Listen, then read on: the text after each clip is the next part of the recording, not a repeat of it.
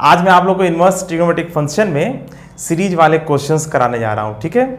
और सीरीज वाले क्वेश्चंस में दो तरह के क्वेश्चंस होते हैं, एक में इनफाइनाइट नंबर ऑफ टर्म्स होता है और दूसरे में फाइनाइट नंबर ऑफ टर्म्स होता है, ठीक है।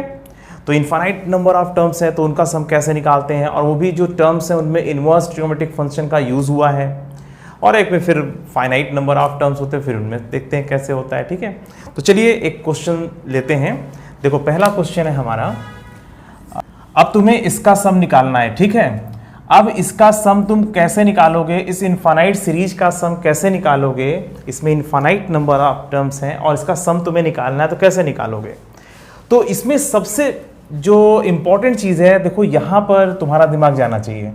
1 + 1 स्क्वायर, 2 + 2 स्क्वायर, 3 + 3 स्क्वायर, ऐसे आगे 4 + 4 स्क्वायर एंड सो ऑन। तो इसको सॉल्व करने के लिए इसमें पहले काम ये कर सकते हैं, इसमें नंबर ऑफ टर्म्स हम n ले लें और फिर n को अंत में इनफाइनाइट कर देंगे। हम इसको ऐसे भी लिख सकते हैं, limit of n tending to infinite tan inverse 1/1 + 1 + 1 square tan inverse 1/1 + 2 + 2 square.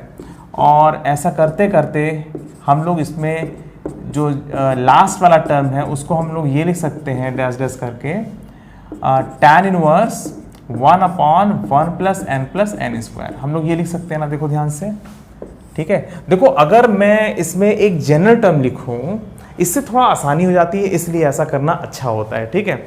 तो 1 और क्या आसानी हो जाती है, तो ये तो मैं अभी थोड़ी देर बाद बताने वाला हूं।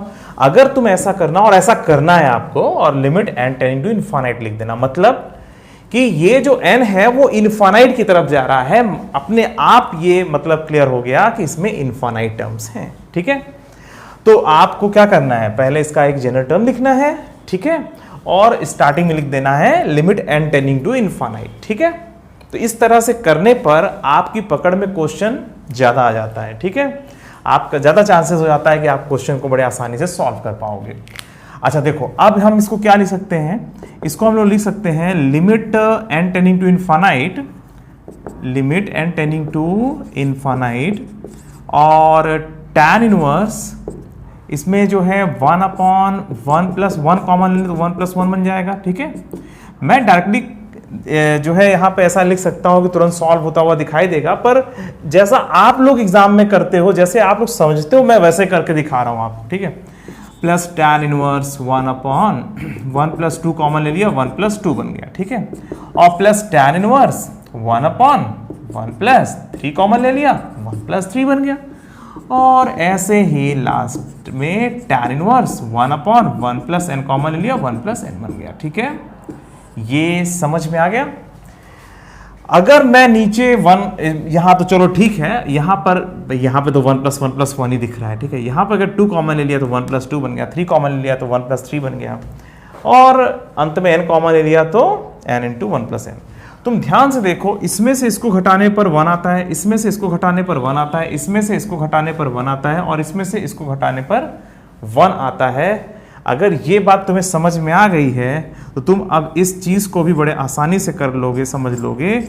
Limit n tending to infinite tan inverse 1 + 1 - 1 लिख सकते हैं। इसको ध्यान दो, ध्यान दो, इसको ऐसा लिख सकते हैं कि नहीं, पहले वाले टर्म को, और दूसरे वाले को लिख सकते हैं tan इनवर्स 1 + 2 - 1, ठीक है।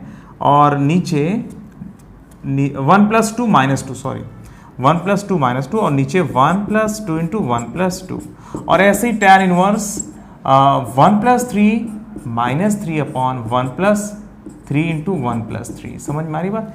तो हम ऐसा लिख सकते हैं, है ना। ऐसा क्यों लिख रहे हो, क्या सोच करके मैं ऐसा लिख रहा हूं, तुम कुछ आइडिया लगा सकते हो, बोलो। मैं ऐसा क्या सोच रहा हूं कि ये लिख रहा हूं, बोलो। तुम कहोगे अरे सर आपको सोल्यूशन पता है इसीलिए आप ऐसा कर रहे हैं। ठीक है, हमें सोल्यूशन पता है, पर आप एग्जाम में सोचते कैसे हो, ये हमारी ड्यूटी है ना समझाना। तो आप एग्जाम में सोचते कैसे हो, उस तरह से हम आगे चल रहे हैं, ठीक है। अच्छा, तुम लोग को एक फार्मूला ये पता है, tan inverse A - tan inverse B वाला formula, tan inverse A + tan inverse B का फार्मूला क्या होता है, चूंकि यहाँ पे माइनस लगा हुआ है। tan inverse A - tan inverse B का फार्मूला आपको पता है, ये होता है tan inverse A - B/1 + AB। ये फार्मूला आपने जरूर पढ़ा होगा, बिना इसके तो ट्रिग्नोमेट्री में तुम आगे बढ़ ही नहीं सकते ना। इनवर्स ट्रिग्नोमेट्रिक फंक्शन का ये बड़ा इंपॉर्टेंट फार्मूला है। तो tan inverse a minus tan inverse b बराबर ये होता है। तुम्हें नहीं लग रहा है कि ये जो पहला वाला जो टर्म है, tan inverse 2 minus tan inverse 1, ठीक है, ये पहला वाला टर्म हो गया। देखो ध्यान से, यही तो है भाई, ये फार्मूला तुम्हें पता है ना। हाँ, अरे तो भाई ये जो लिखा हुआ है वो यही तो लिखा हुआ है ये। तो आप यहाँ पर इसको tan inverse 2 minus tan inverse 1 लिख सकते हैं। अरे इसकी वैल्यू क्या होगी, tan inverse 2 minus 1 upon 1 plus 2 into 1, वही तो लिखा हुआ है। ऐसे सेकेंड वाला जो टर्म है इसको लिख सकते हो tan inverse 3 minus tan inverse 2, और इससे इस तरह से हमने हर टर्म को दो दो भागों में तोड़ दिया। समझ में आ रही बात। और ये लास्ट में आ गया tan inverse 1 plus n minus tan inverse n, ठीक है, यहाँ तक हम पहुँच गए। करेक्ट। तो अब यहाँ पर आप जब पहुँच गए हो तो अब इसके बाद अब आपकी ड्यूटी ये बनती है कि इन सबको सम कर दिया जाए। अब इन सबको सम कैसे करोगे, तो उसके लिए देखो यहाँ पर एक ऐसी चीज़ है जो आपको जानना बहुत ज़रूरी है। अगर ऐसे सम करोगे तो ये और ये कट गया, ये और ये कट गया, पता नहीं कौन कट गया कौन बच गया, फंस जाओगे।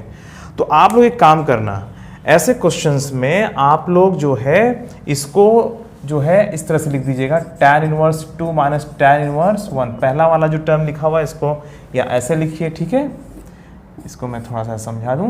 और सेकंड वाला जो है tan inverse 3 minus tan inverse 2, ऐसे tan inverse 4 minus tan inverse 3, देखो यही है ना। पहला वाला देखो term tan inverse 2 minus tan inverse 1 लिखा हुआ है, दूसरा वाला tan inverse 3 minus tan inverse 2 लिखा हुआ है, फिर ये मैंने लिख दिया।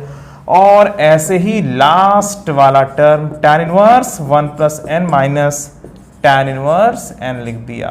ठीक है बच्चों, तो जब इस तरह से सम लिखा हुआ हो और कौन किससे कैंसिल हो रहा हो, थोड़ा सा भी कंफ्यूजन अगर आता है तो आप उस समय ये बात जरूर ध्यान रखिएगा कि उसको इस तरह से लिखो। इसमें जब हम इन सब को जब ऐड करते हो तो एक सिस्टमैटिक तरीके से ये कैंसिल आउट होता है, अंत में ये कटेगा।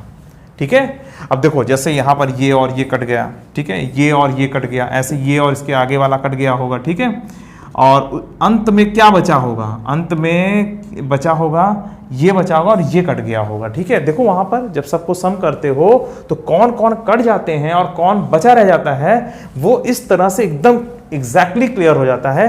और ये जो बन रहा है limit n tending to infinite, limit n tending to infinite n tending to infinite, और ये जो बचेगा tan inverse 1 plus n minus tan inverse 1 बन जाएगा। अब इसमें कोई बहुत बड़ी चीज़ नहीं बची हुई है। इसको आप लोग क्या लिख सकते हो, इसको लिख सकते हो tan inverse infinite minus tan inverse 1, और ये तुम्हारा आंसर है। और इसको तुम और क्लियर कर दो, ये आ जाएगा π/2 माइनस π/4। ठीक है, tan इनवर्स इनफाइनाइट कितना होता है π/2 और tan इनवर्स 1 π/4, और इसकी जो वैल्यू है वो आ जाएगी आपकी π/4। ठीक है, तो इसका जो आंसर है वो π/4 के बराबर है। तो बच्चों समझ में आ गया।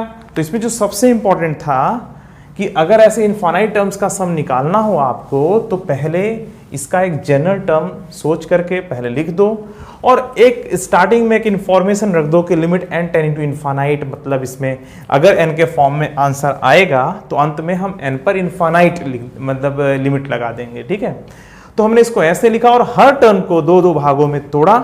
ठीक है, यहाँ पर देखा कि 1 प्लस 1 स्क्वायर लिखा हुआ है, 2 प्लस 2 स्क्वायर लिखा हुआ है, 3 प्लस 3 स्क्वायर लिखा हुआ है, n प्लस n स्क्वायर लिखा हुआ है। अगर इसमें हम कॉमन ले लें, जैसे यहाँ पर 2 कॉमन ले लें, यहाँ पे 3 कॉमन ले लें, यहाँ पे n कॉमन ले लें, तो हमारी गाड़ी थोड़ा आगे बढ़ जाती है। और जब हम ऐसे आगे बढ़ रहे थे तो पता चला इसमें से इसको घटाने पर 1 आता है, इसमें से इसको घटाने पर 1 आता है, इसमें से इसको घटाने पर 1 आता है, इसमें से इसको घटाने पर 1 आता है। बस उसी का फायदा ले लिया, बड़े वाले में से छोटे, मतलब 1 के बाद जो लिखा हुआ है 2 टर्म है ना हर जगह, तो बड़े वाले में से छोटे वाले को माइनस कर करके लिखा। तो फिर देखा कि ये वाला जो फार्मूला है ये एकदम अच्छे से यूज़ हो रहा है। इसका यूज़ करते हुए हर टर्म को दो भागों में तोड़ दिया, और इस ऐसा करने के बाद क्या क्या कैंसिल हो रहा है, कैंसिल तो हो रहा है तो कंफर्म हो गया था, पर क्या क्या कैंसिल होगा उसके लिए हमने थोड़ा सा ऐसे बनाया, और सबको सम करना है तो हमें दिख गया कि कौन कौन किससे किससे कैंसिल हो रहा है। बस कैंसिल आउट करके अंत में हमारा ये बच रहा है और ये बच रहा है, तो वही चीज़ ये बचा, और ये इनफैक्ट ये tan inverse 1 plus n minus tan inverse 1 बचा, और n पर इन्फानाइट जो है लिमिट लगानी है क्योंकि इन्फानाइट टर्म्स हैं इसमें। तो n पर जब इन्फानाइट लगाओगे tan इनवर्स इन्फानाइट हो जाएगा, और tan inverse infinite pi by 2 के बराबर होता है। बस वैल्यूज रख दिया, हमारा आंसर फाइनल हो गया। इसका आंसर पाई बाई 4 के बराबर है। ठीक है, चलो बच्चों इसको जल्दी से नोट कर लो और फिर एक और क्वेश्चन सॉल्व करते हैं। ठीक है,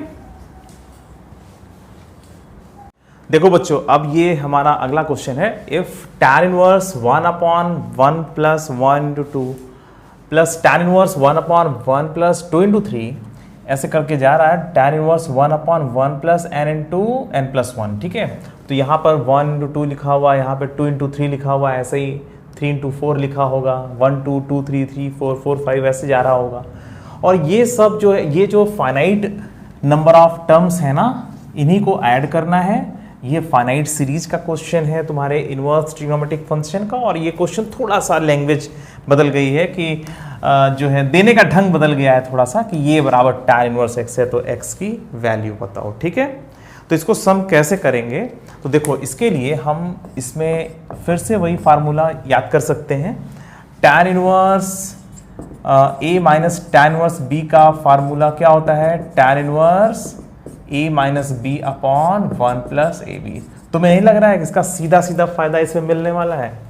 देखो ये जो पहला लिखा हुआ है ना, इसको हम लोग लिख सकते हैं tan inverse 2 minus 1, tan inverse 2 minus 1 upon 1 plus 1 into 2। ठीक है, और या 1 इंटू 2 को हम क्या लिख सकते हैं 2 इंटू 1। ठीक है, थोड़ा सा अच्छा लगेगा। tan इनवर्स ये a है तो ये भी a है ना, ऐसा जैसे वहाँ दिख रहा है। वैसे 1 इंटू 2 लिखो, कोई फर्क नहीं है उससे। ठीक है, tan inverse 3 minus 2 upon 1 plus 3 into 2, और ऐसे करते हुए जो लास्ट वाला जो टर्म है 1 अपॉन कितना, नहीं 1 की जगह क्या लिख देंगे n plus 1 minus n upon 1 plus n plus 1 into n, इसको ऐसा लिखा जा सकता है। ठीक है, ठीक है, तो ये बराबर जो है क्या दिया हुआ है, ये बराबर tan इनवर्स x। ठीक है, तो ये tan इनवर्स x के बराबर है। इसमें मैंने क्या किया, इसमें मैंने हर एक टर्म को थोड़ा सा बदल बदल के जो है इसको लिख दिया। जो न्यूमरेटर है ना अंदर, उसको मैंने इसके फॉर्म में लिखा 2 minus 1, 3 minus 2, n plus 1 minus n। ठीक है, इसको सजा दिया इस तरीके से। ठीक है, इसके बाद हम लोग को ये लिखना है tan inverse 2 minus tan inverse 1, जिसका हम इंतजार कर रहे थे, वो वाला फार्मूला लगा दिया है ना, और plus tan inverse 3 minus tan inverse 2। ठीक है, और ऐसे ही लास्ट में tan inverse n plus 1 minus tan inverse n बन जाएगा, और बराबर इसको लिख देंगे tan इनवर्स x। ठीक है, ठीक है, अब इसमें कैंसल आउट क्या क्या होगा, तो ये इससे कैंसिल हो जाएगा, ये इससे, इसके बाद कुछ कैंसिल हो जाएगा, ऐसे करके कौन कौन किससे किससे कैंसिल होगा, ये थोड़ा सा तुम्हारा दिमाग खराब करेगा। ठीक है, तो इसको सॉल्व करने के लिए ना, तो आप फिर से इसके पहले वाले क्वेश्चन की तरह tan inverse 2 minus tan inverse 1 लिख दीजिए,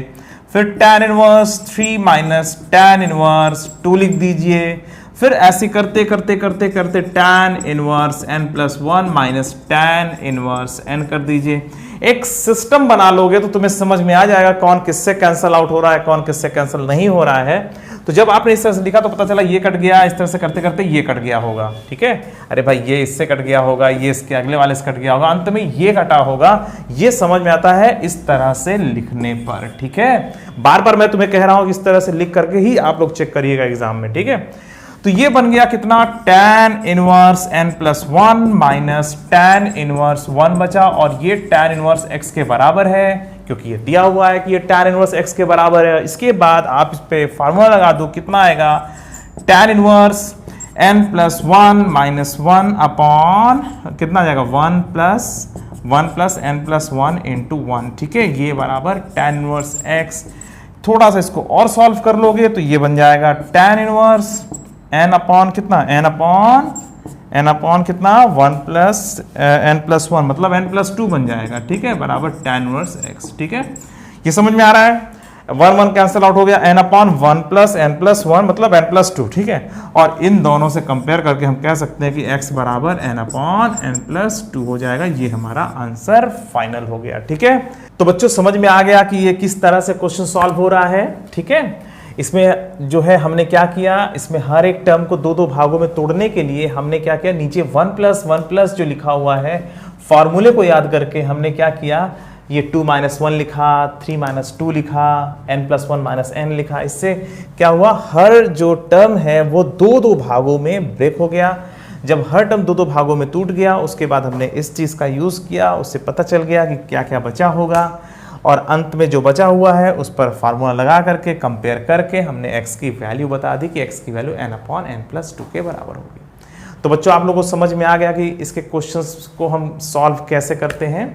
चलो बच्चों, जो और भी क्वेश्चंस होंगे आपके बुक्स में आप उसे सॉल्व करिएगा। अगर नहीं आता है तो आप लोग मुझे इन्फॉर्म करिएगा, ठीक है। आप लोग मुझे बताइएगा कि आपको और जो है क्वेश्चंस के वीडियो चाहिए तो मैं उसके वीडियोस बना दूंगा, ठीक है।